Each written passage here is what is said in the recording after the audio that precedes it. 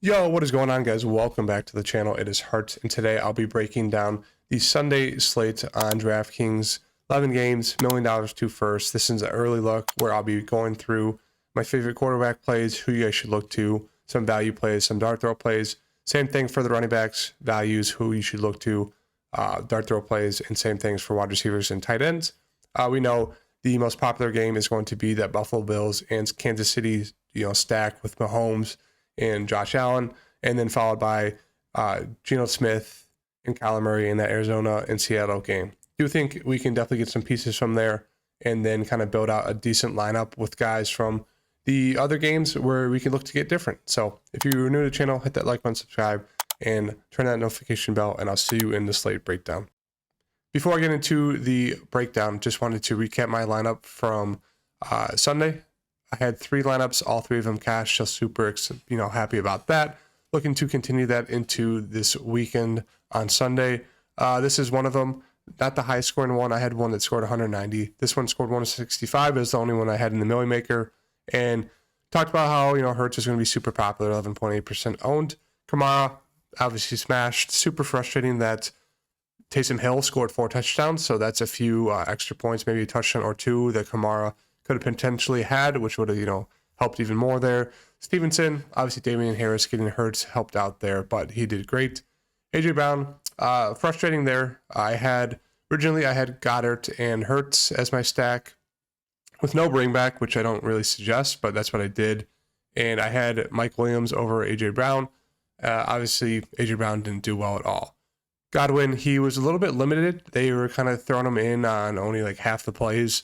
He still was able to get there. I do think he had a potential to get a touchdown, but they either called it back or something happened. But he did okay. Shakir was good value. Talked about that. Goddard did well, and then Curtis Samuel did okay. And then the Cowboys defense smashed. The winning lineup that took down $1 million was this. Josh Allen, obviously popular. Lenny went off. Kamara.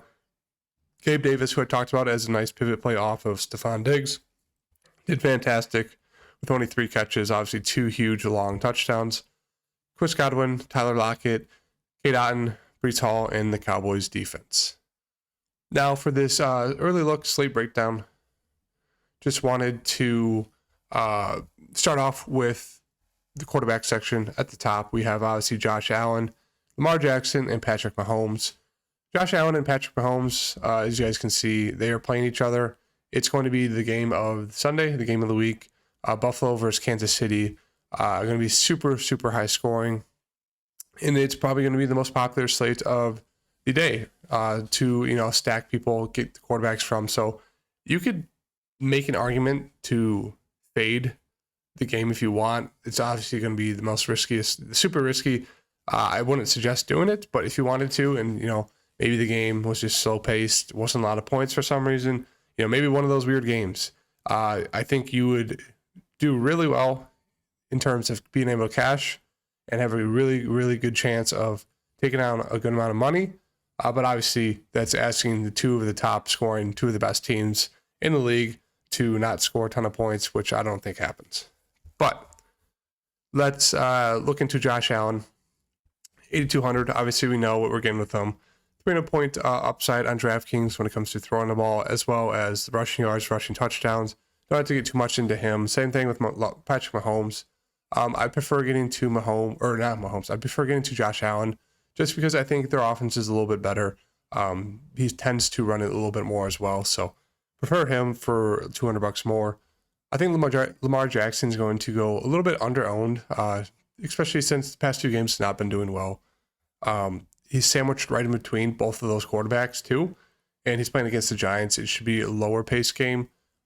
Nothing compared to what the Chiefs and Buffalo Bills game will be like. So I do think there'll be low ownership there. Don't mind going to there as a pivot play. I think Kyler Murray is my favorite early look as of right now. Hasn't had too much success. Not a huge game this season yet. 26 was his best game. Not running the ball a ton, which is a little bit interesting and a little bit different from last year. I mean, the offense is slowly starting to come together. I know the first few weeks they were just terrible. They were down pretty much every game, had to come back in the fourth quarter. They're still not the best in the first half. It's It makes no sense why, but do expect a bounce back here. Kyler Murray is going against Seattle. As I said, we really want to target Seattle and Detroit. So I think Kyler Murray is going to be my favorite play right now, especially getting off those chalky quarterbacks in the Kansas City and Buffalo Bills game. You can obviously get pieces from that. You don't have to get the quarterbacks. Do think Kyler Murray has the similar upside in this position against Seattle. Other quarterbacks, I don't mind going to Burrow against New Orleans. Has obviously T. Higgins, Jamar Chase to throw to. I do think Joe Mixon's in line for a pretty decent game, so maybe you could look to get Joe Mixon as a piece from that game. Tom Brady, 6,300, once again, way too cheap. Hasn't been performing well at all. Past 2 games, he's thrown it over 50 times. I mean, they had a real shot at losing that Atlanta game with that bad passing the rougher penalty. But don't mind going back to Tom Brady here. 6,300 going against a terrible Pittsburgh team. We saw what Josh Allen was able to do. Obviously, Tom Brady is slowing down a bit in terms of his success and his fantasy output, but he should be fine. He should start picking up the rest of the season.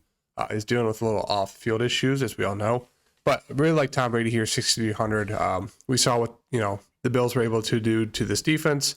Kenny Pickett and the Steelers are going to struggle. So, like Tom Brady, 6,300, another solid play, another great price for Tom Brady. Stafford, it's 6,200. Don't mind taking more of like not a dart throw, because obviously it's Matt Stafford, but their offense has been terrible. Thrown it over 40 times the past 2 games. Only 1 game with multiple touchdowns. I mean, he's pretty much just only thrown it to Cooper Kupp, Tyler Higbee, and he hasn't done well at all. That offense line is terrible, but they are going against Carolina, which their defense is solid, not bad. Especially they just fired Matt Rule, so maybe they rally together, put up a good performance, but don't mind getting to Stafford there at 6,200. Aaron Rodgers looks okay. Obviously, it's the Jets, but they're more of a running first team, so I just don't think he has that upside you want in a tournament. Kirk Cousins looks pretty solid against Miami. Has the ability to get you 300-plus passing yards, multiple touchdowns. Hasn't gone for 3-plus touchdowns yet in the game, but going against Miami, their backup quarterback, third string, I should say, Kirk Cousins does have some upside, especially at 6,000 for you to do pretty well. Geno Smith is probably going to be the most popular quarterback in the slate. I think he's the best QBR on the season right now through 5 games, which is super surprising. But he's done great the past 2-3 games. Now, I didn't think he was this good of a quarterback. I thought he'd be more of a game manager, but he's making really solid throws. Has 300 yard upside on DraftKings for those extra points. He's running the ball a little bit, as you can see that game against Detroit ran for 49 yards, but 23 fantasy points, 34, 24. He's going against Arizona's defense, which is pretty poor. I do think Geno Smith is going to carry a ton of ownership this Sunday at 5,700 for how well he's playing, and again, going against Arizona. So that's also going to be, I think he'll be the 3rd highest owned quarterback behind Josh Allen and Patrick Mahomes. So you can look to go there. Obviously, looks like a great matchup, but I just think I would want to fade these quarterbacks in case they do end up, busting, and then we're going to do well with guys like Kyler Murray, Tom Brady, Lamar Jackson. So I do think this slate offers a lot of pivot plays. That really does it for me for the quarterback situation. I will say Trevor Lawrence, coming off some pretty poor games, back-to-back games. He does have some upside, as we saw against the Chargers. Going against Indiana, who's looked awful this year.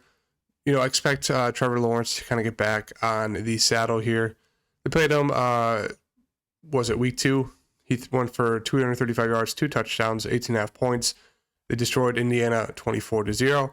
Expect a little bit of a better game here from Indiana. So don't mind getting into Trevor Lawrence as like a dart throw on the slate. Otherwise, that does it for me right now in the early look for the quarterback situation. Running back situation, CMC, he's getting the targets, safe play there at 8,300. Do expect the offense to be, can't be much worse with Matt Rule. So now that he's fired, maybe they do a little bit better. Don't mind getting to him. Nick Chubb is touchdown dependent, but he's done well. I talked about how I liked him against the Chargers. went for 28.4 fantasy points. I mean, he's pretty much been a beast every game this season so far. But going up against that New England defense, not a fan. As I said last week, when people were playing Jameson Williams against New England defense and they lost 29-0. Jameson Williams busted.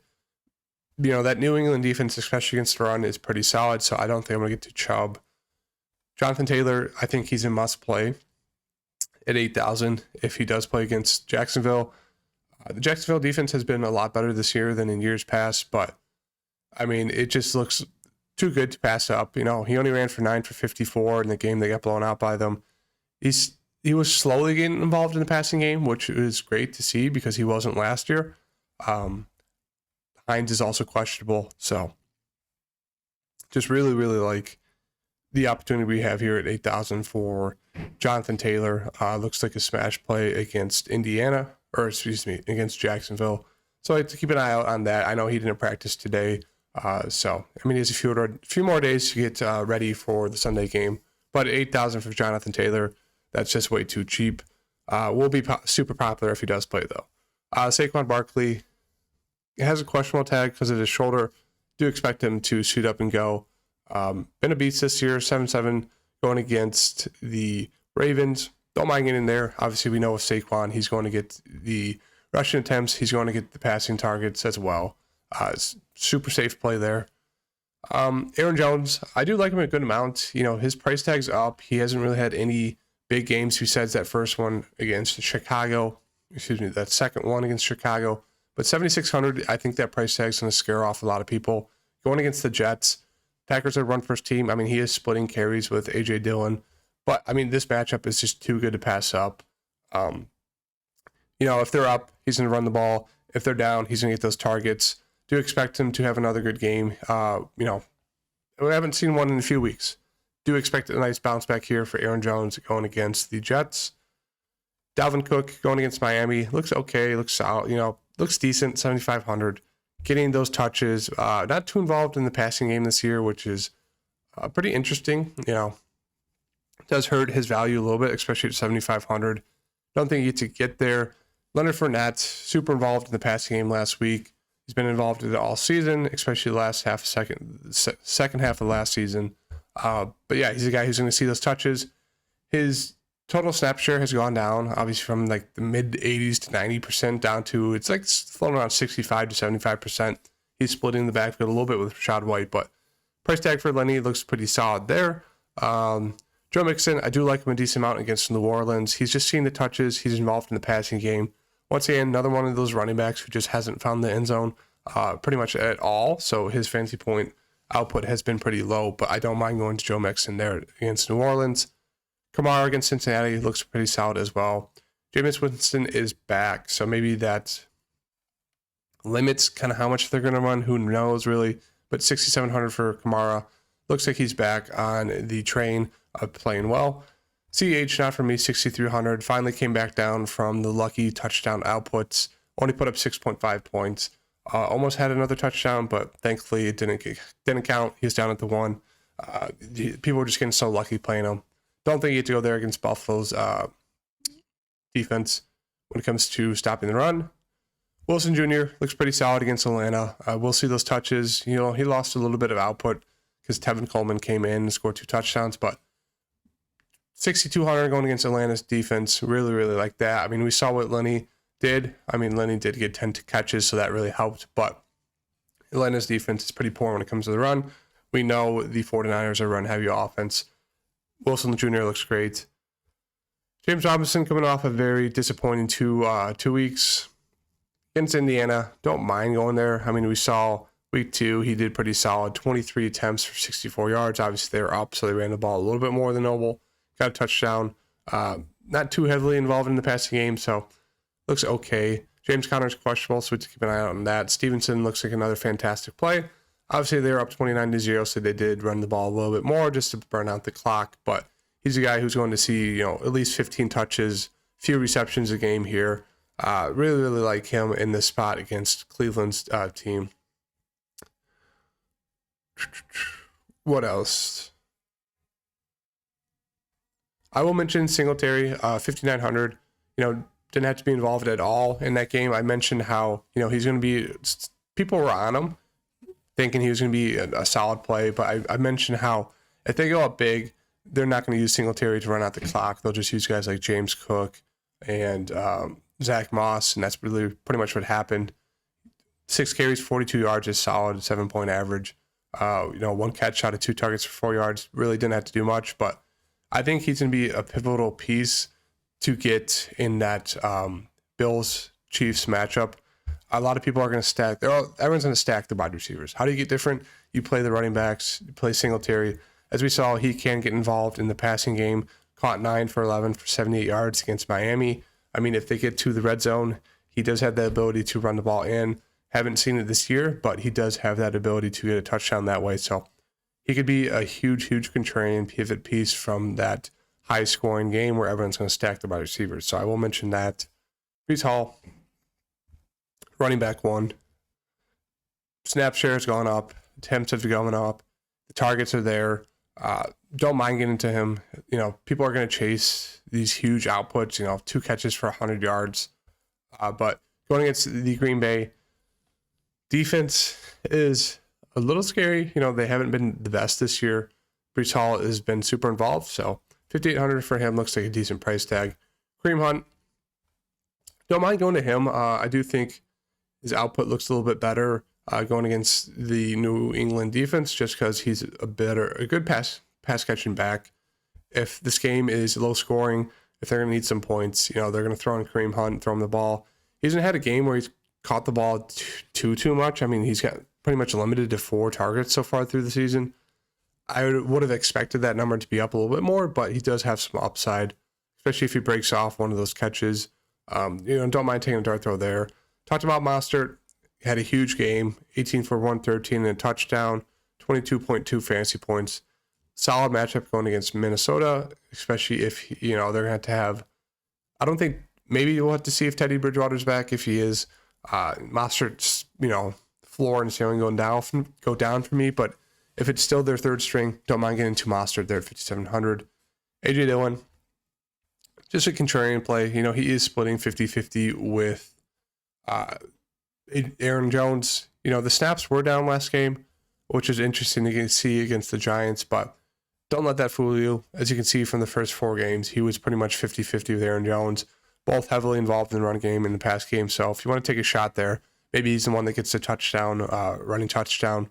5,600 looks solid. Dobbins looks okay. Kenneth Walker, going to be super popular, 5,400 going against Arizona's defense.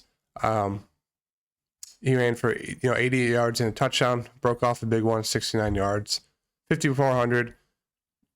Great cash game play, decent tournament play. It's just he's going to have a ton of ownership at 5,400, but obviously targeting that Arizona defense, don't mind doing that and going there.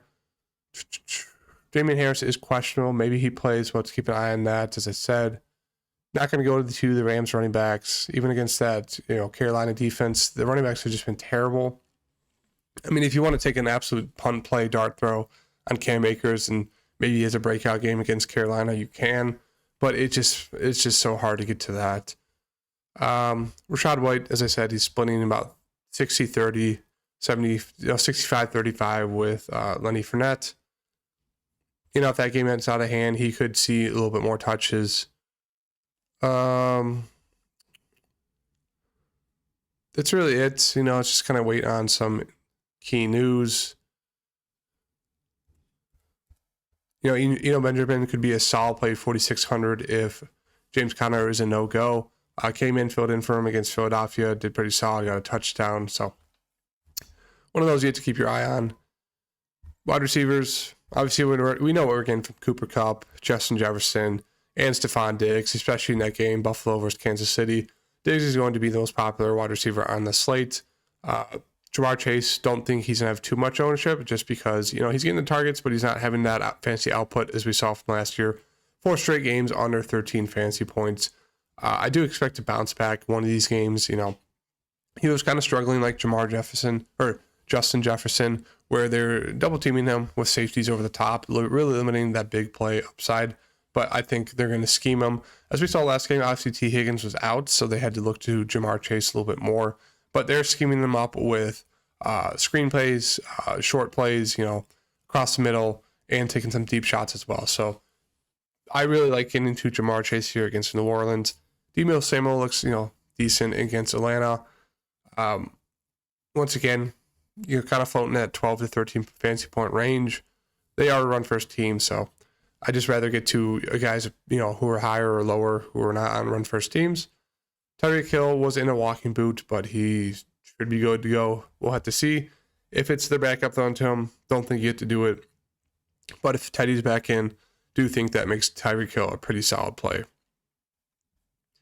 Marquise Brown going against the poor Seattle defense, seeing 10 plus targets past 4 games. One of those things, scored 20 plus fantasy points past 3. I don't understand why his price is not going up. Another favorite play of mine on the slate. Really like Mike Evans, had a little bit of a down game there. 4 of 8 for 40 yards, no touchdowns. Or 4 of 8 for 81 yards, no touchdowns. Kind of a floor game there. Really like him against Pittsburgh. Pittman Jr. looks solid. You're going to see, close, probably 8 plus targets a game.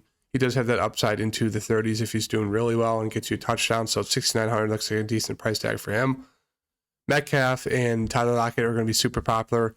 Tyler Lockett will be more popular because he's cheaper, but both of them look like great plays against Arizona's defense.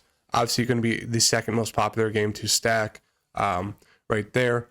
Gabe Davis, we'll mention him. Solid pivot play, as I said last time. Same thing, if you want a solid piece. He might even be more popular than Stephon Diggs just due to how cheap he is compared to Stephon. And I think people are going to want to try to get as much pieces as they can from that game. So maybe look to Stephon. But I do like Gabe Davis good amount.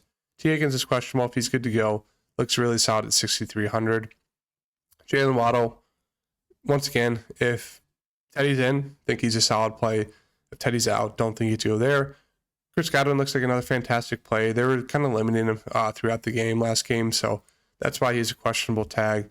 That's why he didn't play a ton, but when he did, he had 6 of 6 for 61. They were feeding the ball at the beginning of the game, and they kind of just played him sparingly after because they were up for a while, and the Atlanta Falcons really didn't come back until that, basically the fourth quarter. So if he's good to go, 100%, 6,100. Once again, looks like a fantastic price for Godwin. Lazard, Aaron Rodgers did say on the Pat McAfee show that they're looking to get him a lot more involved, especially after that last game against the Giants. 3 weeks in a row, he's seen 6 or more targets. He's caught a touchdown. I just don't think he's going to get heavily involved, but you could definitely see a week 4 New England kind of tag for Allen Lazard. And I think that looks pretty solid at 6,000. Cooper looks okay. Thielen okay. Chris Kirk, do like a bounce back spot here. Once again, all those Jacksonville guys have struggled the past 2 weeks, so you can definitely buy low on them. Deontay Johnson, questionable. He is seeing a ton of targets still, even with Kenny Pickett's. He just doesn't see a lot of deep downfield targets. That's what limits his upside. Don't mind that price tag. The wide receivers we'll have to keep an eye out on the wide receiver room for New Orleans. Mike Thomas might be back. Tyler Lockett, as I said, 5,600. Way too cheap for him. 22, 16, 14, 30. Not seeing a ton of targets, but he's converting on them. They're long. He has that touchdown upside. So, once again, too cheap for Tyler Lockett. Chris Olave, Mike Thomas is back. That really hurts his upside. He's been doing great the past 4 weeks. Jacoby Myers, I'll mention him. He's done very solid for a team that doesn't pass the ball a ton, doesn't have good quarterback play, but he produces. You could definitely go there. It's not guaranteed he's going to get a touchdown. They do rake on running the ball in the red zone, but he does have some upside just with the amount of targets he catches. And, he's been pretty solid for them. Bateman, wide receiver 1, is questionable. He's out. You can definitely look to Duvernay to fill in as that wide receiver 1 role. But once again, we kind of have to wait for that news. Otherwise, you can definitely take a shot on McKenzie from that game. If you want a little bit of a cheaper guy off of the more popular guys, he'll see probably, 3 to 6 targets, maybe a little bit more if he's doing well. I think that does it for me for the wide receiver room. Duvernay, as I mentioned, He was wide receiver 1 last game against Cincinnati. They were looking to get him heavily involved. 7 targets, some rushing attempts. So you can definitely look to go to him. And that really does it for me. Romeo Doubs, he has some good rapport with Aaron Rodgers. Coming off just a bad game overall for that offense against the Giants over there in London. Do think the sleep got to them, kind of affected them. But as we saw before, that 8 and 8 targets, 2 touchdowns in both of them. 4,800 going against the Jets. Looks like a pretty solid play there. George Pickens, as I mentioned, very solid play going against Buffalo to bring back peace. Had a great game, 6 for 83. Don't really expect too many touchdown opportunities for these guys, but I do think all the targets going to be there, so I do like into him. Even Claypool saw 9 targets from Kenny Pickett, so once again, he's in play as well. Do think I prefer Pickens, but yeah, that does it for me for the wide receiver room. Just a good amount of injury news we have to keep an eye on. Tight end room, obviously Kelsey and Andrews are in a league of their own.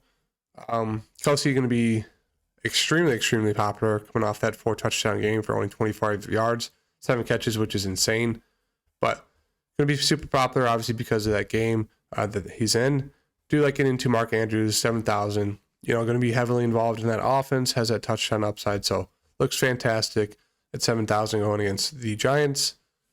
Kittle looks okay, 5,100. His targets are going up a little bit, but once again, just don't trust them throwing the ball a ton against Atlanta. Zach Ertz gets the targets. Probably one of the last games he's going to get, close to 10 targets because DeAndre Hopkins is back after that. Higbee now looks like he's questionable. They said they'll be smart with a few key players this week. I don't know what that means at all. I guess there's questionable news going on in the Rams, but who knows?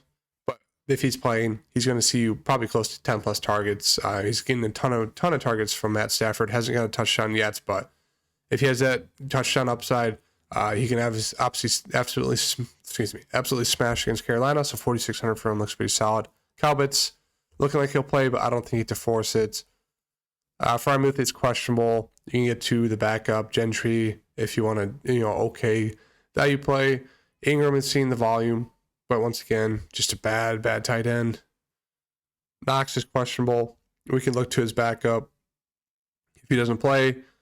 Kate Otten filled in for Braitman, but Braitman looks like he's going to be back. But yeah, this slate is just kind of, full of question marks when it comes to a good amount of teams. But as we know, the most popular game to play and stack is going to be that Chiefs-Kansas City game, followed by Seattle-Arizona. And I do think you can definitely, I wouldn't say fade, especially the Chiefs-Buffalo Bills game. I wouldn't say fade it at all.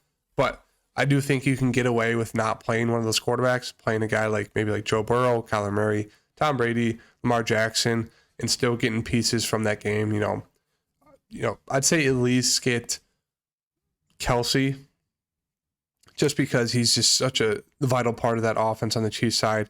And on the Bills side, you can definitely get away with playing like but McKenzie or Gabe Davis or Stephon Diggs. Obviously, those guys are all expensive.